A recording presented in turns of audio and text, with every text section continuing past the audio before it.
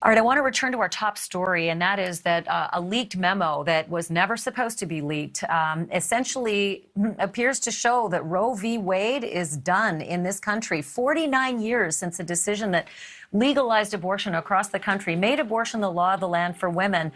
That may not be the case anymore if this draft opinion that was leaked by Justice Samuel Alito, a conservative justice on the Supreme Court, if it's in effect going to be the decision and the majority opinion that is released in June, which is typically when opinions should be released. I want to go right now to Katie Cherkasky, who is a former federal prosecutor. Katie, I'm assuming, look, there are legal minds, and then there are people like you who worked, as a former federal prosecutor.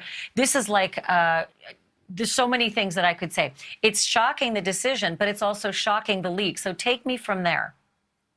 Absolutely. This is completely unprecedented to have a Supreme Court decision, especially something of this magnitude, leaked early. And it is cause for some suspicion on that end. Of course, this is not a final decision, even if it is in fact legitimate, as Politico has maintained. But essentially, we've been hearing a lot about abortion over the past couple of years now, and there has been a chipping away, if you will, of the federal protection to abortion through a lot of other state laws. So it may not be surprising, if not very unwelcome to many people, that this could be the majority's position to overturn Roe versus Wade, which should be pointed out that does not mean abortion is illegal. It just returns the issue to the states to regulate. It does not supply any federal protection. And that's kind of the key difference. So, I think if people are watching, they'll fall in two baskets. Usually people aren't on the fence about abortion. They're either for it or against it. And the folks who are for it, who may have been, sitting back on their laurels for the last 49 years, figuring, well, the Supreme Court has spoken, so done with that issue. They might be shaking in their boots, fearing, or be very angry tonight. And many will be thinking, well, it's just a draft opinion. It can't, maybe there's a chance. So, Katie, when we say draft opinion, right, it's not the final opinion. It's not the law of the land right now.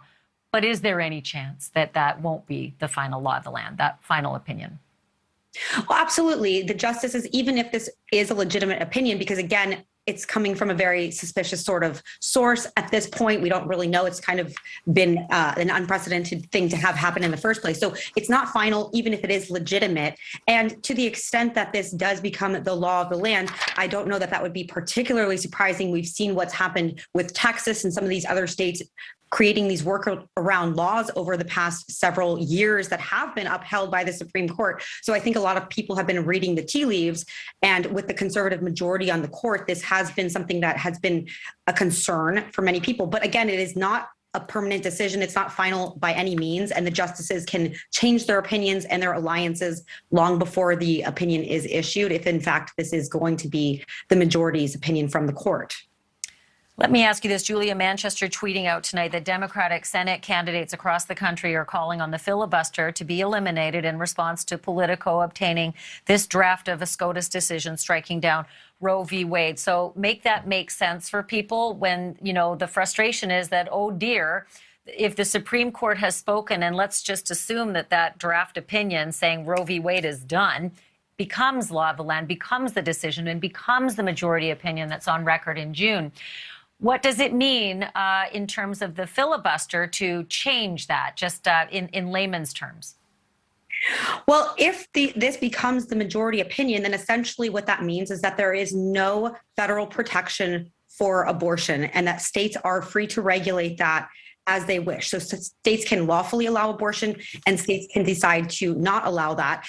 As of right now, the Supreme Court prohibits any sort of undue burden on obtaining abortion by a state. So that's kind of open to interpretation in and of itself. So in terms of what may happen, it's going to just be a state-based issue moving ahead. That will be the law. There will not be federal protection that prohibits states from limiting or really eliminating the right to abortion altogether, if that's what they so choose. But on the flip side, they can completely and fully allow abortion without interference as well from the federal government. So what you're saying is that the filibuster would allow at least a Democratic majority to pass a law that would override those state laws. Is that what you're saying? Absolutely. And so essentially every state would have the right to regulate the issue without any interference from the federal government, because it wouldn't be a matter of constitutional concern, because according to this draft opinion, there has never been a direct link to abortion rights in the Constitution. It's something that's been interpreted under the broad right to privacy. And many conservatives and justices on the court have long believed that that does not entail a right to abortion. That's just been kind of created. So they're just taking that away, and any further litigation or legislation on the issue would be left up to individual state legislatures. Yeah, you and I would be having a way different conversation if this weren't an abortion opinion, right? Like, we'd be finding out who the heck got their hands on this thing and who the heck released this thing. It's never happened, at least in the recent history of the Supreme Court, maybe ever. I haven't had time to go through the records, but that's a big shock in itself, and that'll be a story in its own right. But right now, clearly the story that's sort of walloping everybody across the head tonight is the fact that Roe v. Wade, no more, if what this leaked memo, this leaked draft opinion says is going to be the official opinion from Justice Samuel Alito. But wow, what a big story. And I thank you for scrambling for us so last minute, because this just happened within the last hour and a half. Thank you so much, Katie Cherkasky. Appreciate it. Thanks. Thank you for watching. Click the red subscribe button below so you can get more of NewsNation's fact-driven, unbiased coverage.